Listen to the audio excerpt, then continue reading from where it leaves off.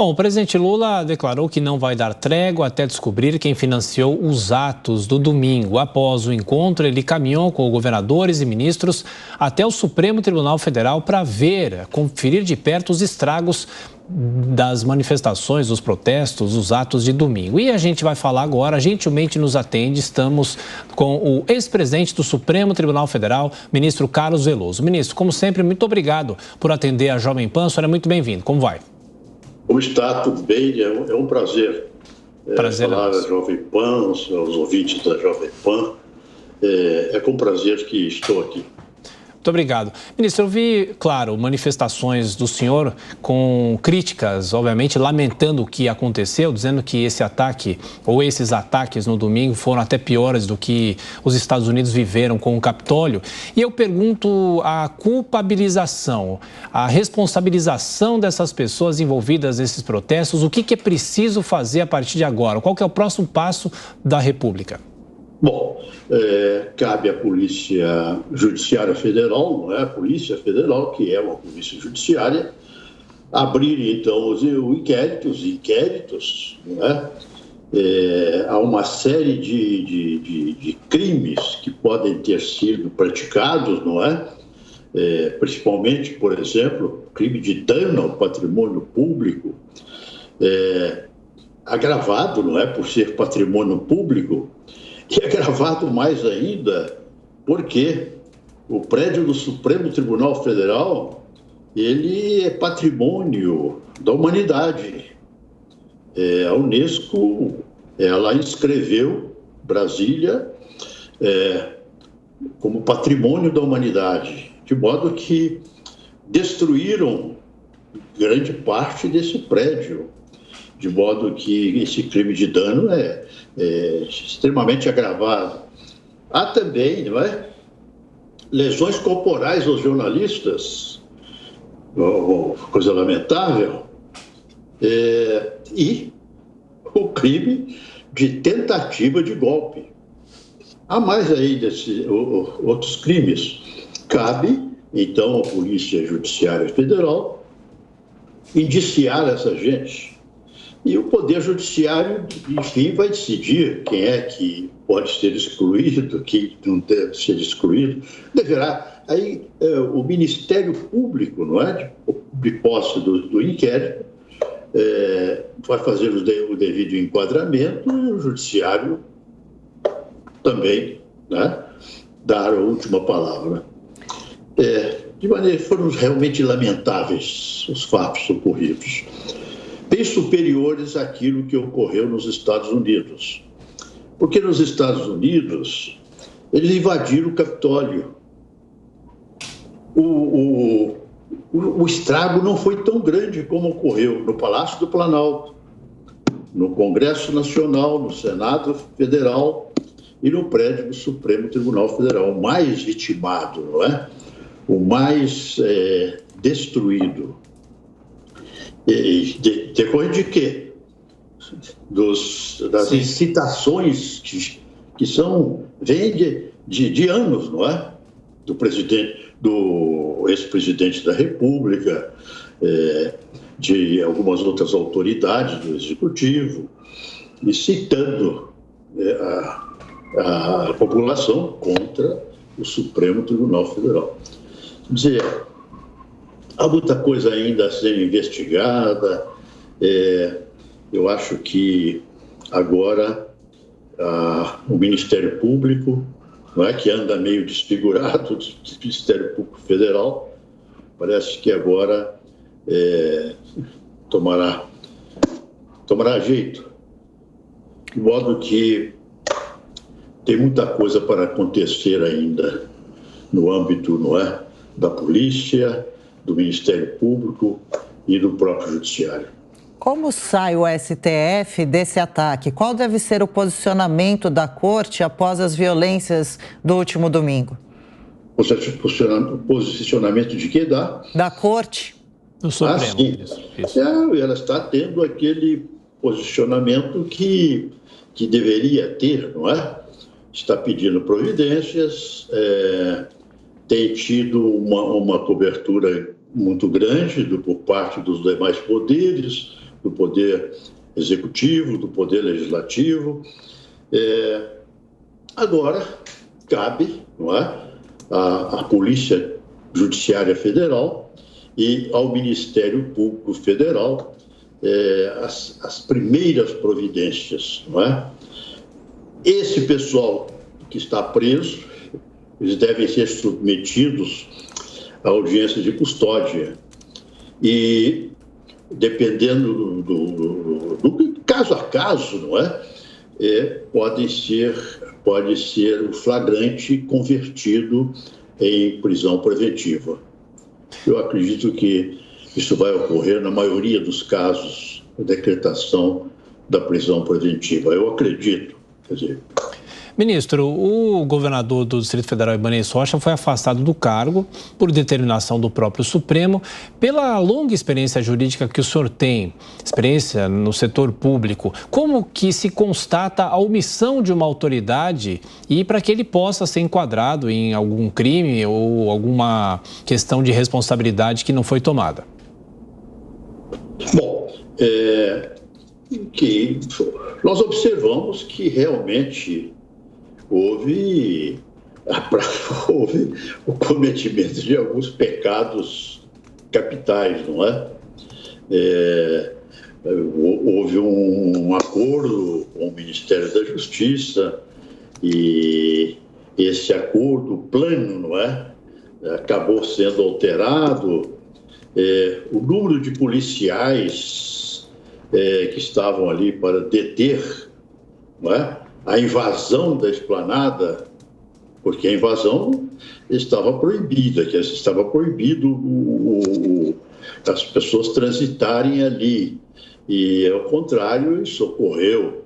E o número de policiais, quem observou desde o início, nota que era pequeno. Aliás, ontem, o ministro da Justiça, na entrevista que deu, aliás, foi muito feliz na entrevista, a meu ver, ele ressaltou isto. O número de policiais ali disponibilizados para deter aquela massa, não é? Insuflada, aquela massa que via-se que ia praticar violência, o número era muito pequeno. De maneira que, observando isto, né, que se pode dizer que, e eu não quero antecipar com relação ao governador nenhum julgamento, porém, fazendo essas observações é que se pode concluir ou não que teria havido omissão por parte das autoridades superiores, não é? De Brasília, que tinham a responsabilidade de manter a ordem e impedir o que ocorreu. Qual a opinião do senhor com relação à intervenção decretada por Lula? Eu achei boa, necessária, absolutamente necessária. E eu achei interessante porque a intervenção poderia ter sido no próprio Distrito Federal, não é? Ela foi apenas nos órgãos de segurança e designado como interventor nos órgãos de segurança um técnico e não um militar. Eu achei interessante essa tomada de posição do governo, adequada, do meu ponto de vista.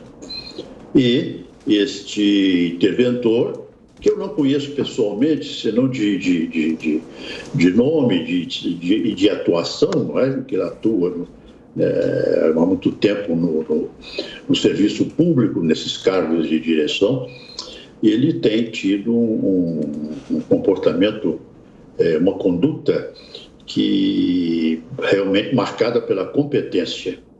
Ele está praticamente, pessoalmente, comandando tudo. Inclusive essas intervenções policiais. Eu achei interessante a opção tomada pelo governo. E parece-me correta. Isso, é claro que os ânimos no Brasil estão muito exaltados, isso vem não só desde a eleição, mas a gente viveu desde o pleito de 2018 também, a polarização política que o Brasil vive e os ataques que o Supremo vem sofrendo. O senhor acha que a discussão sobre ativismo judicial é uma discussão legítima? É preciso analisar realmente o que vem acontecendo ou não? Olha, ativismo judicial,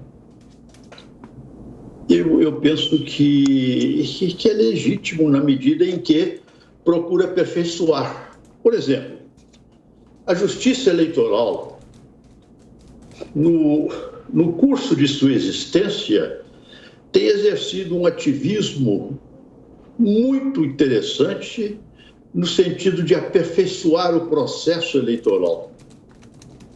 E chegou a aperfeiçoar em diversos momentos, projetos oriundos da Justiça Eleitoral aperfeiçoaram o processo eleitoral.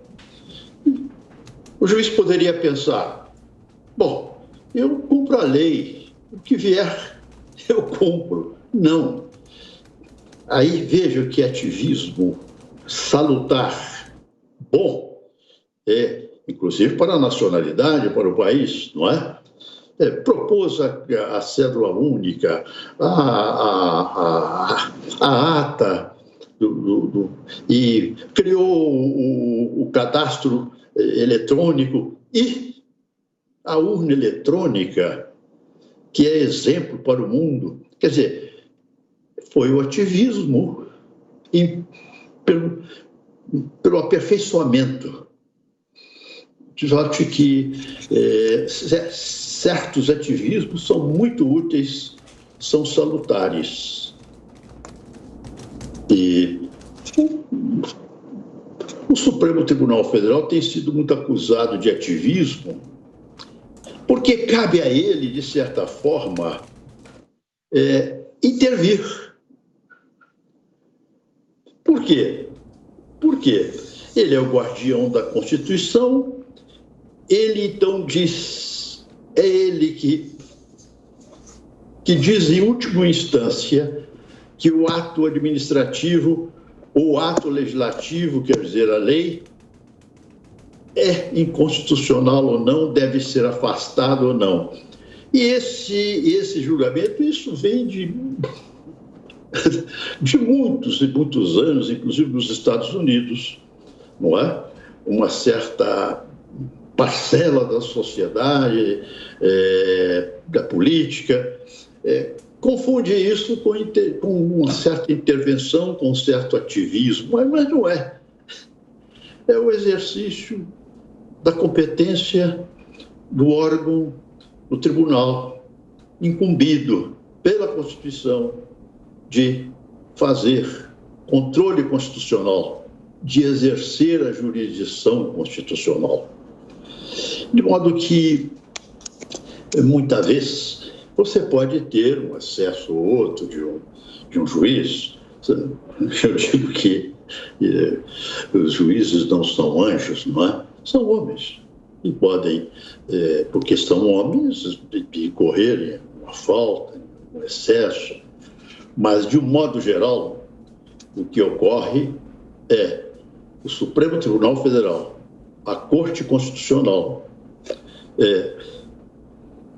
praticar intervenção ao exercitar a jurisdição constitucional que a Constituição quer que ele exerça, porque confere a ele a condição de guardião maior, guardião mor da Constituição. Conversamos no Jornal da Manhã com o ex-presidente do Supremo Tribunal Federal, ministro Carlos Veloso. Ministro, mais uma vez, muito obrigado pela atenção, pela gentileza, bom trabalho, até a próxima. Até a próxima, muito obrigado.